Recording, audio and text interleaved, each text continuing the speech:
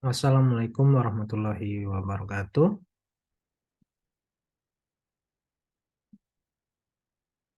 Dalam kesempatan ini, saya Doni dengan NIM 21112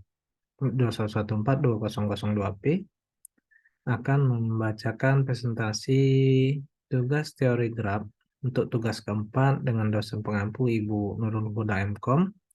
Adapun tugas keempat ini, saya akan bacakan presentasi mengenai matriks, yaitu matriks terhubung langsung, matriks keterkaitan, dan matriks derajat. Matriks adjasensi atau terhubung langsung adalah representasi sequel digunakan untuk merepresentasikan node mana yang terhubung satu sama lain, yaitu apakah ada sisi yang menghubungkan titik-titik dalam graf. Dalam representasi matriks adjasensi ini, kita harus membangun matriks n kali n A jika ada satu sisi dari titik I ke titik J, maka elemen yang sesuai dari A atau AIJ sama dengan 1. Bisa lebih dari 1 jika sisi ganda, dan jika tidak, AIJ sama dengan 0. Jika ada graf berhubung langsung, ada graf berbobot, maka alih-alih 1 dan 0, maka kita dapat menyimpan bobot sisinya. Kelebihan dari matriks adjasensi atau terhubung langsung yaitu representasi lebih mudah diterapkan dan diikuti, sedangkan kekurangannya dibutuhkan banyak ruang dan waktu untuk mengunjungi semua tetangga dari sebuah simpul. Kita harus melintasi semua simpul dalam grafik yang memakan waktu cukup lama. Contoh representasi graf ke dalam metrik, dalam hal ini matriks adjasensi. Untuk contoh yang pertama yaitu graf tidak berarah. Untuk merepresentasikannya dari graf ada 5 titik yaitu A, B, C, D, dan E. Untuk yang pertama, untuk merepresentasikannya, kita masukkan dulu titiknya A, B, C, dan E. Gitu juga di atas. Untuk yang pertama, A dengan A. Karena tidak ada gelung seperti ini, maka nilainya 0. Karena tidak ada nilai. Sedangkan untuk A ke B itu ada nilai 1, A ke C 1, dan A ke D 1. Dan sedangkan untuk A ke E bernilai 0, karena harus melewati titik B terlebih dahulu. Untuk yang B, seperti tadi, B ke A itu bernilai 1, B ke C itu 0, B ke D 1, B ke E itu 1. Sedangkan untuk titik C, C ke A itu bernilai 1, C ke B bernilai 0, C ke D bernilai 1, sedangkan C ke E bernilai 0. Sedangkan untuk titik D, D ke A bernilai 1, D ke B bernilai 1, D ke C juga bernilai 1, dan D ke D bernilai 1, karena ada gelung di sini. Sedangkan untuk D ke E juga bernilai 1. Sedangkan untuk titik E ke A itu 0, E ke B itu 1, E ke C 0, E ke D juga 1, sedangkan E ke E sendiri itu bernilai 0. Maka bentuk matriknya seperti samping ini.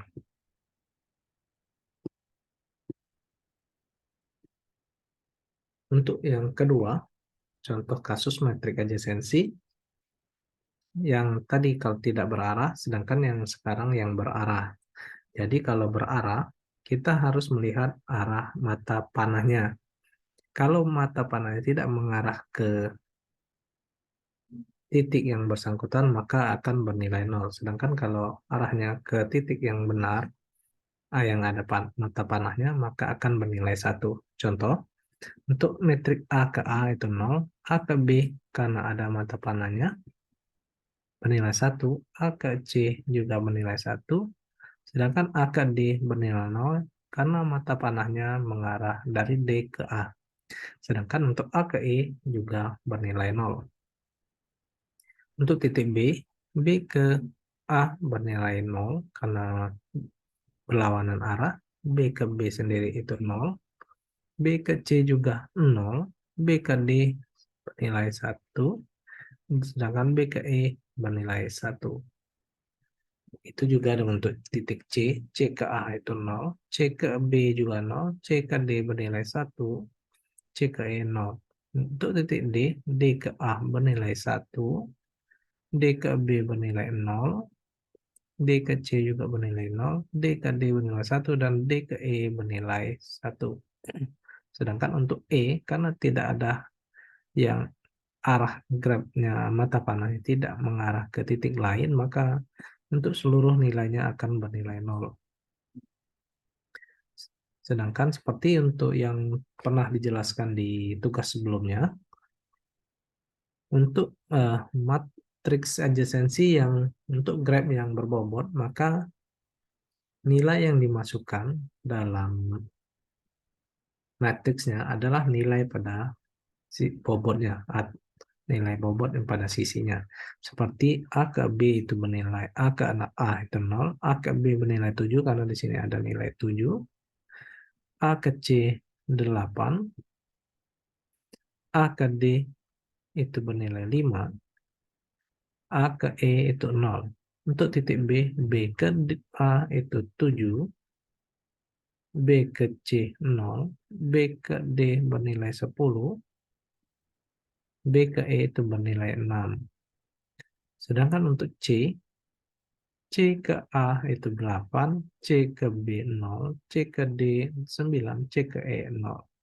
Untuk titik D, D ke A bernilai 5, D ke B bernilai 10, D ke C bernilai 9, dan D ke D sendiri itu 3, sedangkan D ke E itu 15. Untuk titik E ke A 0, E ke B 6, E ke C 0, E ke D 15, dan E ke E sendiri itu bernilai 0. Untuk matriks yang kedua, yaitu matriks insiden atau keterkaitan, dalam representasi matriks insiden, grafik dapat direpresentasikan menggunakan matriks ukuran jumlah total simpul dikali jumlah total tepi. Artinya, jika suatu graf memiliki 4 simpul dan 6 rusuk, maka graf tersebut dapat direpresentasikan menggunakan metrik plus 4 kali 6. Dalam matriks ini, kolom mewakili tepi dan baris mewakili simpul.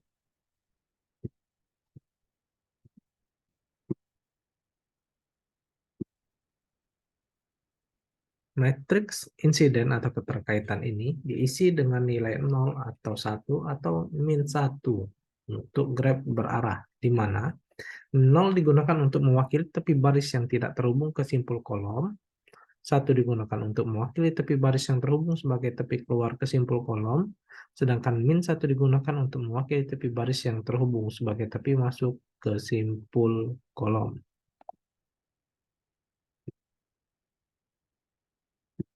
Contohnya,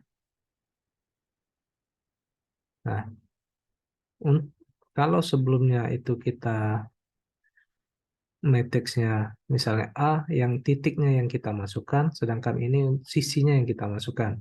Jadi nilai sisinya, kalau untuk titiknya kita tulis di sebelah kiri A, B, C, D, E, sedangkan sisinya kita masukkan dari E1 sampai dengan E7, E8. Nah, untuk merepresentasikan graf ke dalam bentuk metrik, untuk metrik keterkaitan, kita menghitungnya dari dalam hal ini untuk graf berarah di A, bukan A ke B tapi A ke sisi A E1 bernilai 1, A ke E2 bernilai 1, A ke E3 karena berbeda arah seperti tadi sebagai masukan, jadi A bernilai min 1. A ke E4 0, A ke E5 juga 0, sampai ke E8 kan tidak ada arahnya maka bernilai 0. Untuk titik B, B ke A seperti tadi karena arahnya berlawanan atau jadi arah masukan, inputan, maka E1 bernilai min 1, ke B ke E2 0, B ke E3 juga 0, B ke E4 1, B ke E5 0, B ke E6 1, sampai ke E8 itu 0. Untuk titik C ke A itu min 1, C ke C ke A. C ke E1 itu sama dengan 0, maaf. C ke E2 itu bernilai min 1, C ke E3 0, C ke E4 0, C ke E5 1, C ke 6 sampai ke 8 itu bernilai 0. Untuk titik D ke E1 itu bernilai 0, D ke E2 juga bernilai 0, D ke E3 sama dengan 1, D ke E4, E5 itu karena berlawanan, maka bernilai min 1, D ke E6 0, dan D ke E7 dan E8 itu bernilai 1. Sedangkan untuk titik terakhir, dari E ke E1 sampai E5, itu karena tidak dilewati, maka bernilai 0. Sedangkan untuk E6, E7, dan itu bernilai min 1 karena berlawanan arah, dan E8 0. Untuk yang ketiga, matriks derajat atau matriks degree. Matriks derajat atau degree metrik adalah matriks diagonal yang merepresentasikan derajat setiap simpul dalam sebuah jaringan. Derajat simpul dalam sebuah jaringan adalah jumlah sambungan yang dimilikinya dengan simpul lain. Dalam matriks derajat, setiap elemen diagonal mewakili derajat dari satu simpul dalam jaringan. Matriks derajat umumnya didefinisikan untuk jaringan tak terarah atau undirected network, namun juga dapat diterapkan pada jaringan terarah atau directed network dengan mempertimbangkan derajat masuk dan keluar dari setiap simpul. Misal, jika kita memiliki jaringan tak berarah dengan 5 simpul dan metrik terhubung tak langsung sebagai berikut. 0, 1, 2, 3, 4 dan 0, 1, 2, 3, 4,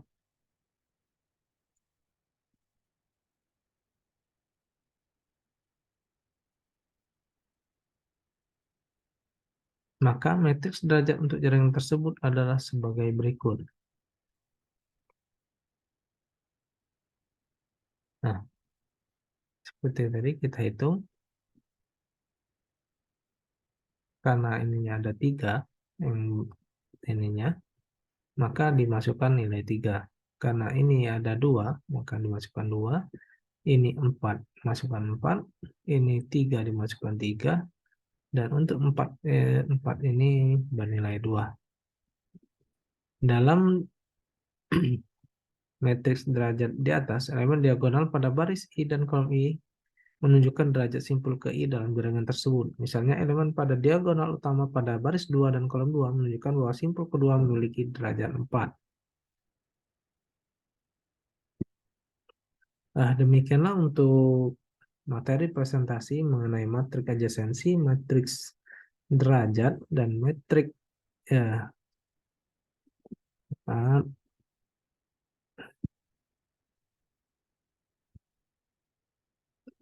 matriks keterkaitan. Demikianlah yang dapat saya sampaikan. Apabila banyak salah-salah kata, saya mohon maaf. Pada Allah saya mohon ampun. Saya akhiri, wabillahi taufiq wal hidayah. Wassalamualaikum warahmatullahi wabarakatuh.